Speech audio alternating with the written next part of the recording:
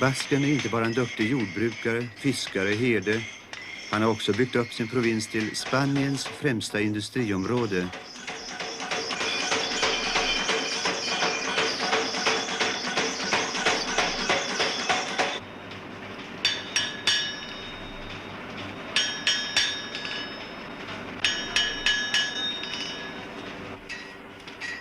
Redan Plinius omtalade år 63 före Kristus att landet var rikt på gruvor.